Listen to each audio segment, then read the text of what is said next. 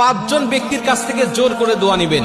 যখন এই পাঁচজন ব্যক্তির সাথে আপনার সাক্ষাৎ হবে, প্রয়োজনে তাদের কাছ থেকে জোর করে দোয়া নিবেন। কিছু হাদিয়া দিয়ে হলেও তাদের কাছ থেকে দোয়া নিতে আপনি ভুলবেন না।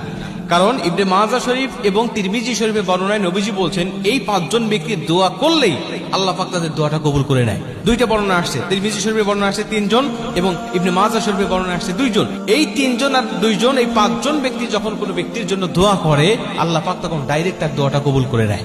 রাসূল সাল্লাল্লাহু আলাইহি ওয়াসাল্লাম বলছেন, 1 নম্বর হলো মা বাবা। কোনো মা বাবা যদি সন্তানের জন্য দোয়া করে, ওই দোয়ার মাঝে আর আল্লাহ পাকের মাঝে কোনো পর্দা থাকে না, ডাইরেক্ট আল্লাহ পাক দোয়াটা কবুল করে নেয় এবং সেই সন্তানের জন্য আল্লাহ পাক সব দোয়াগুলোকে আল্লাহ পাক কবুল করে নেয়। এটা হলো 1 নম্বর। 2 নম্বরে, যদি কোনো মাজলুম ব্যক্তিকে আপনি পেয়ে যান, যিনি মাজলুম, যিনি জুলুমের শিকার হয়েছে, ওই মাজলুমের কাছ থেকে আপনি দোয়া নিবেন। কারণ মাজলুমের দোয়া আর আল্লাহর মাঝেও কোনো পর্দা থাকে না। মাজলুম যখন দোয়া করে আল্লাহ পাকের কাছে, তখন ডাইরেক্ট আল্লাহ পাক তার দোয়াটা কবুল করে নেয়।